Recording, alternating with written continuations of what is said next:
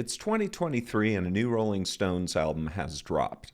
Hard to believe. To say I was skeptical about how good it could possibly be is an understatement. I mean, come on, these guys have more wrinkles than a Shar-Pei. Well, color me surprised. Hi everyone, I'm Paul Crayson and you're watching Music Mentions. Today I'll be reviewing the new Rolling Stones album, Hackney Diamonds. I've listened to the full album at least 10 times before doing this review, so now it's time to share my thoughts with you. Everyone knows who the Stones are. The band formed over 60 years ago in 1962. This was a few years before I was born, and I'm not a spring chicken. The fact that they're still active and making music 61 years later is nothing short of a miracle, especially if you consider their well-documented hedonistic past. There are only 3 Stones left. Mick Jagger is 80 years old, arguably the greatest frontman in the history of rock and roll, a true legend. On this album, he's a songwriter. He's obviously singing the lead vocals. He plays some guitar, a little percussion, and of course, throwing in a little harmonica as well. Keith Richards is turning 80 in December of this year, another legend that no one would have bet on to still be with us in 2023. He is the definitive poster child for unbelievable longevity despite the odds. The man is simply indestructible. We've all seen the memes. On this album, he's a songwriter, obviously plays guitar, sings a little bit, plays the bass on several tracks, and even plays some piano. Ronnie Wood is the baby of the 3 at 76 years old. He joined the band almost 50 years ago in 1975. Ronnie plays a lot of the lead guitar on the album, sings some background vocals, and also plays some bass. Now on to Steve Jordan. Let's just call him an honorary Stones member at this point. He's the replacement for original drummer Charlie Watts, who died sadly in 2021. Steve is 66 years old. He was a drummer for the Saturday Night Live band in the 70s and David Letterman's band in the 80s, among a lot of other gigs. He stood in for Charlie actually on a few live occasions. Charlie even personally blessed Steve to replace him in the Stones as the drummer. So note that there isn't a dedicated bass player on this album. The bass duties are being handled by several different folks. I'll touch on who's playing bass on individual songs as we go through those. Longtime bassist Daryl Jones, who replaced original bassist Bill Wyman, is not credited on this album, although supposedly there were recording sessions for this record that included him. He just didn't end up on the album for some reason. So I'm going to touch on a few album notes. The album was released on the 20th of October, 2023. It is the 24th studio album from the Stones.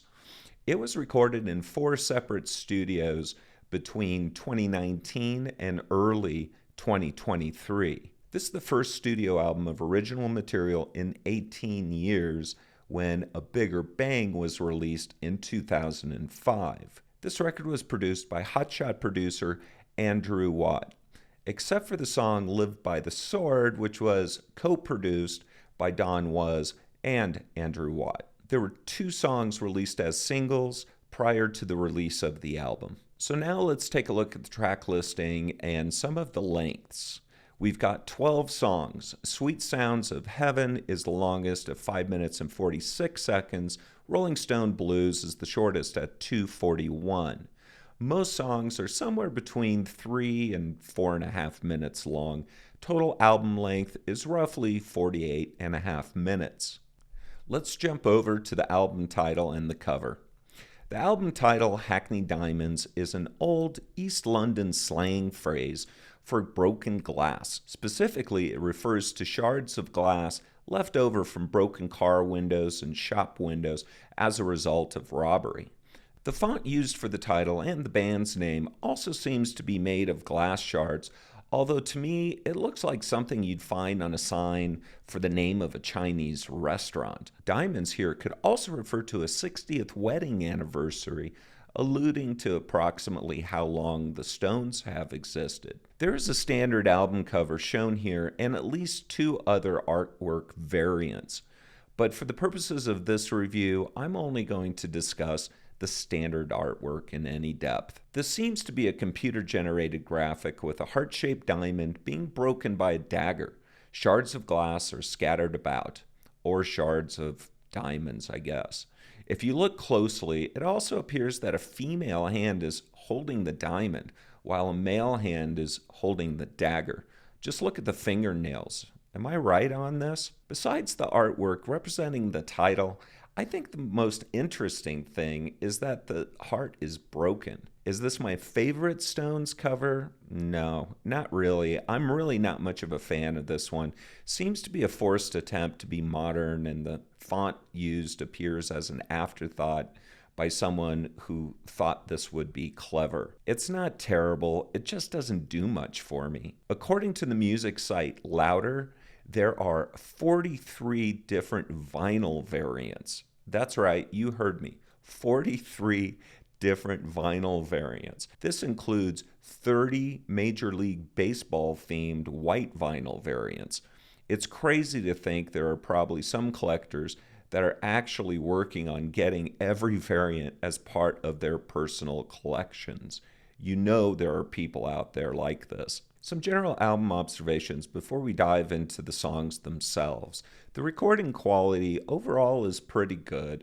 I think especially on this record, the bottom end shines really nicely. I love the drums and I love the bass sound on this album. The guitars are frequently panned hard left and hard right, but they fit really nicely into the mix. Overall, the mix sounds really good. The most important thing about the sound of this album, of course, is that it sounds like a Stones album, which is wonderful. There's a modern sound to it, but Andrew Watt did something really good here. He didn't overproduce it. This isn't a sanitized record or something that comes off as cold. It sounds fun and it sounds, most importantly, alive. There's an energy to this sound that seems honest and it seems organic and not polished where all of the soul has been removed. There are many additional musicians on this album. Notably, Charlie Watts is on 2 tracks, Bill Wyman is on 1 track. But we also have superstars featured here. We've got Paul McCartney, Steve Winwood, Elton John, Lady Gaga, and Benmont Tench. So let's turn our focus to the songs themselves. The first song is Angry. This was the lead-off single and was actually co-written with Andrew Watt. Right away, we're in Rocking Stones land. There's a simplicity to this arrangement. There's some air around the instruments, but there is no doubt these are the Stones and they are back. The opening chords will instantly remind you of the style of the classic Start Me Up off of Tattoo You.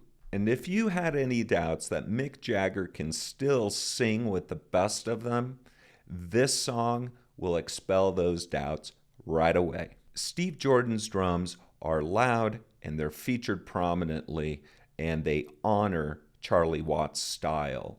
They're not overly complicated and they're just a smidge behind the beat.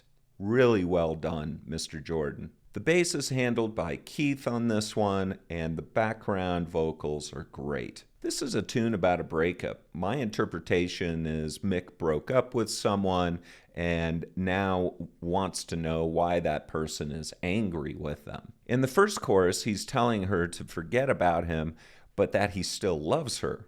To me, it seems pretty obvious that she's angry with him for his attitude. He drops her and then innocently wants to know why she's angry with him. This is a great tune and a perfect opener to the album. Song number 2 is called Get Close. This is a mid-tempo rocker that is catchy as hell. It has Elton John on the piano, but the piano isn't pushed forward. It sits really nicely in the mix. The song is also co-written with Andrew Watt, and it features a killer Jagger vocal. The way that he draws out the vowels is just classic Mick Jagger. There's a sax solo on this one by James King. This is my only minor disappointment about this song. It doesn't seem that this sax solo wails at all. It doesn't have a lot of soul to it. It seems more like a dial-up studio musician going through the numbers, a bit phoned in. Let me know if you agree in the comments. This song seems to be about Mick trying to break his love interest's defenses down so the relationship can get stronger. There's a great post-chorus here. You'll be singing along with this one. Song number 3 is called Depending on You. This is also mid-tempo, but this is not a rocker. This is more contemplative, a little bit more laid back. Benmont Tench is on the Hammond organ on this one. It was also co-written with Andrew Watt, and there are a lot of strings on this one. The overall tune is very, very melodic. One of the standout features of this song for me is the piano playing by Matt Clifford. It sounds fantastic in the context of the overall tune. And we've got another killer vocal from Mick. Looking at the first chorus, it seems that we've got another breakup tune here. This time, the rug's been pulled out from under Mick's feet. He put all his eggs into this one last relationship and it failed when she found someone else. He says he's too old for dying, but too old to lose. As in, he's too old to lose this one last relationship.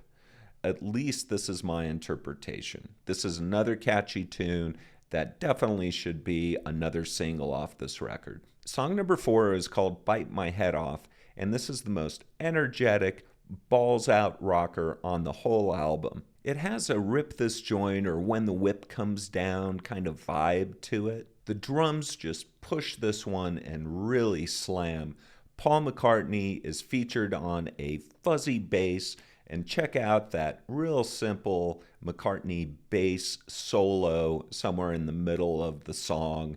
Real fun, real simple, but real fun. It sounds like they had a great time recording this. Now, I'm not 100% sure if they were all in the studio when they did, but I would love to see a video of this session if that was the case. There's also a really nice, energetic solo from Ronnie Wood on the guitar. Although the lyrics are somewhat juvenile and silly, it's great fun to hear Mick sing a line like, "You think I'm your bitch, I'm fucking with your brain," at his age. Song number 5 is called Whole Wide World. This is also another rocker. It features Andrew Watt on bass, and the guitars really push this one forward. There's a noticeable phaser effect on the guitar here, especially for this repeating guitar line that's central to the tune. There are a couple of guitar solos, and in addition to that phaser effect, it sounds like there's also an octave pedal effect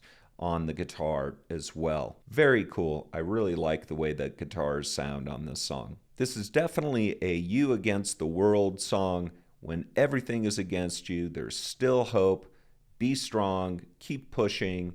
It's a very optimistic message and one of the stronger tunes on the album, at least for me it is. Song number 6 is called Dreamy Skies. And after the first 5 songs, this song gives us a little bit of time to breathe, get a little rest. It's definitely a little bit more laid back. Still another great tune. There's a little bit of slide guitar going on here. The drums are a little softer, and this is the tune on the album that would fit nicely into that Stones country vibe, like Country Honk or something. There are no choruses on this song. These are all verses, except for a bridge that breaks up the song somewhere about 2/3 of the way through. Mick's voice seems to be a little bit up front in the mix, and I picked up this waiting for a friend type of vocal style from him. Maybe not the falsettos in that song, but just his overall vocal style kind of reminded me of Waiting for a Friend off of Tattoo You.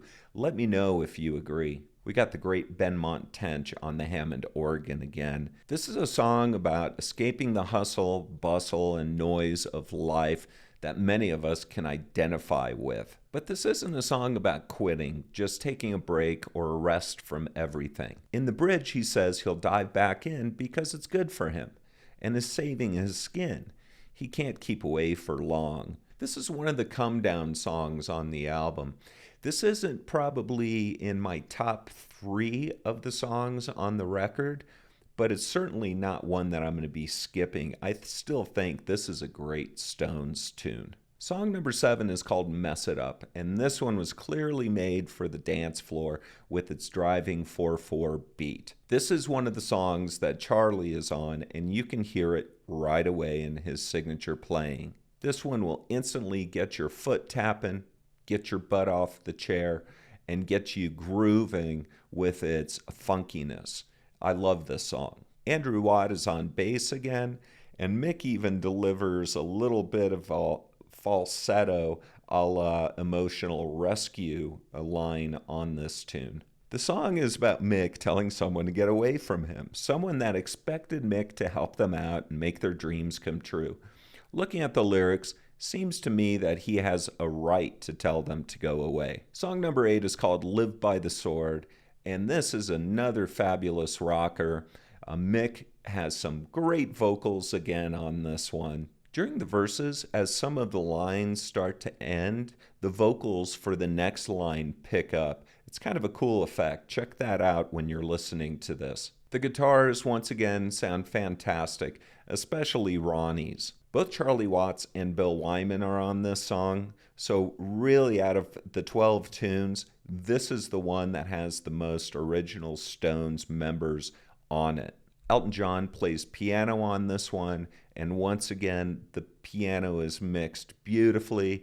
It isn't overly present or isn't so buried that you can't hear it. It is perfectly mixed. Looking at this verse, the lyrics again are just okay, but this isn't really a tune made by the lyrics. It's a tune that you listen to for the playing and the vibe. I love this song. There's such great energy. Song number 9, Driving Me Too Hard. Once again, this is another Stones mid-tempo rocker. Right at the beginning of the song, there's a wink to the song Tumbling Dice.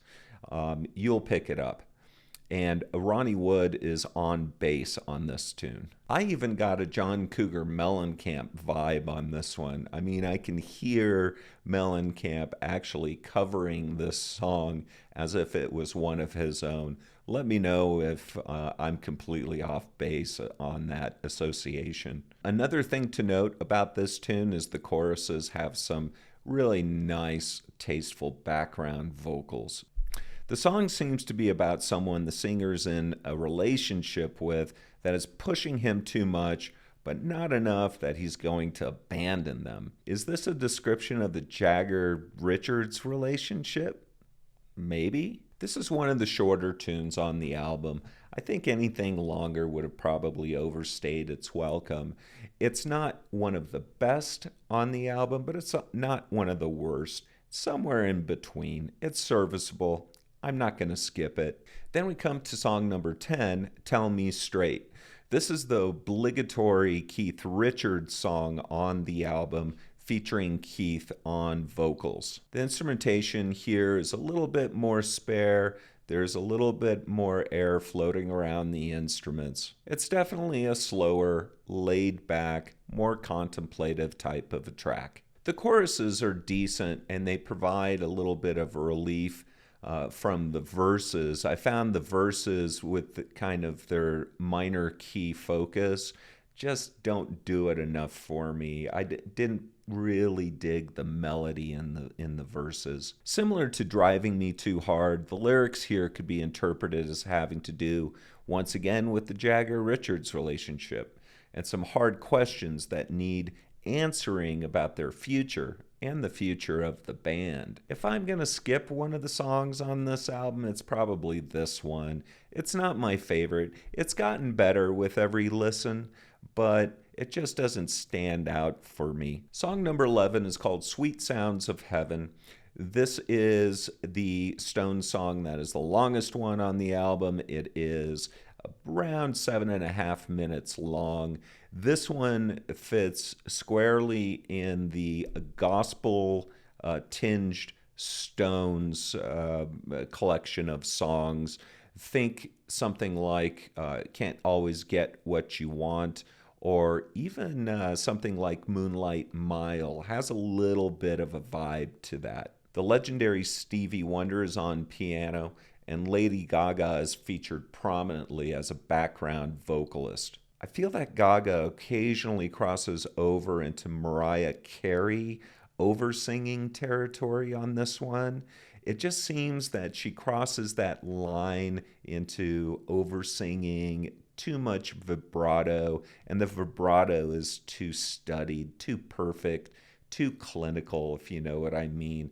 I think maybe if the vibe was a little bit different, I don't know. It's not terrible by any means, but I also am not completely sold by her vocals on this one. The song is essentially divided up into two parts, and I even think that there is a single version of the song that just includes the first part. The second part is mostly exchanging vocal lines in between Jagger and Gaga. This is also where they really let Lady Gaga off the leash, and she just wails as much as she can. There are a lot of horns on this song also, and Keith does the bass duties. Let's take a look at these lyrics, and especially the last two lines. Let the old still believe that they're young. Yeah, I say amen to that. You're only as old as you think you are between your ears. When I say this is a gospel-tinged tune, it's more than that. The full lyrics read like a religious eulogy. I don't think they've ever been this overtly religious if you don't count Sympathy for the Devil. Maybe they're hedging their bets with heaven by doing this song. Despite my criticism of Lady Gaga's vocals at certain points in this song, this is one of the strongest tunes on the album. I think this will eventually go down as a classic at a certain point. It just has that Stones gospel vibe to it, and it just sounds like a classic. It sounds like it's been around forever. The fact that this only came out in 2023 blows my mind, because I think this song would easily fit into any of the Stones' late 60s or early 70s albums. And then we wrap up the album with song number 12 called Rolling Stone Blues. This is the only cover song on the album, and it is also the shortest song at just under 3 minutes. Famously, this tune is the one that lent the Rolling Stones their name. Of course, this song was originally done by Muddy Waters. Mick is on harmonica, Keith is on acoustic guitar. I think this song would have fit in nicely on their 2016 blues cover album called Blue and Lonesome. If you haven't listened to that one in a while, or if you've never heard it, check it out. It's actually really strong. Yes, it's all covers of blues songs, but it does show you what the Stones can do in that idiom. This tune is a great way to end the album. Fits in beautifully as a bookend to the Stones' career, if that is the case. It seems that they kind of thought that through, that if they wouldn't come out with another album, the last song would be the one from which they originally got their name from. Supposedly, there were 23 songs that were recorded during the recording sessions for this album. So that basically leaves us with 11 tunes that still haven't been released. I'm assuming that those 11 songs will end up getting to us in one form or another. Maybe it's going to be Hackney Diamonds 2. Maybe it'll just be a full new release, or a adjunct to kind of a greatest hits where they trickle out the songs. We'll see. But it is good news that they do have some other songs already in the can. So I think the one thing that separates this album from more recent albums by the Stones, like A Bigger Bang, Bridges to Babylon, Voodoo Lounge, and even albums like Undercover, Dirty Work, um, are the songs. There are tunes here. There are melodies here. I think there was a real focus by the Stones and Andrew Watt, I'm sure, to make these songs as memorable as possible. And speaking of Andrew Watt, I have to give him all the props in the world for pulling this one off. I really think it was Andrew Watt that was the secret weapon that the Stones had when they went into the studio. I think he kicked them in the ass. I think he pushed them. And I also think he knows what made the Stones great, and he brought it out of them with this record. I'll be 60 in a few years, and I grew up listening to the Rolling Stones. They were extremely important to me in my more musically formative years in high school, where I wanted stuff that was rebellious, sometimes angry, always had some energy to it and some meat on the bones. And I listened to a lot of Stones when I was younger, and I still listen to the Stones. As far as the hierarchy of bands at that time, for me, it was the Beatles. They were at, let's call it a God tier. And then underneath that God tier was another level. And at that level were three more British bands. We had The Who, we had Led Zeppelin, and we had the Stones. For me, the late 60s and early 70s Stones records are simply untouchable. There's no way that they're going to come out with something now in 2023 that's going to be able to contend with those classics. Of course, I'm talking about albums like Let It Bleed, Beggar's Banquet, Exile on Main Street. These records simply cannot be challenged, and that's fine, right? That sets the bar. But I think that what we've got here with this new Stones album is something that the Stones can be extremely proud of. Yes, we don't have that great sleazy sound and that sense of danger and rebelliousness that we had with those early Stones records with Hackney Diamonds. This is true. However, for me, this album is the best since Tattoo You came out in 1981. I honestly can't believe what they've achieved with this record. This is a gift. It's a miracle for the fans. I anticipate that this album may even end up on some top 10 lists at the end of the year. We'll see what happens there. But regardless, this is a great latter-day Rolling Stones album. My rating on this one is a really strong 8 out of 10. For sure, this is a fun listen. It's not overly long. It doesn't bore you, and it will rock your pants off. Most importantly, I think Charlie Watts is smiling wherever he is. Rest in peace, Charlie. The boy's done you proud. A reminder that this is just my opinion. Your mileage may vary. If you didn't like the album as much as I did, or if you liked it more, let me know in the comments. Let's have a discussion going. I want to know how you came to your opinion. I love to hear my viewers' comments on these things. I'm Paul Crayson. You've been watching Music Mentions. If you dig this video, you want me to do more, please just give me a like, a real easy way to appreciate the effort that I put into these videos. If you would, please subscribe as well, hit the notifications button. Until next time, we'll see ya.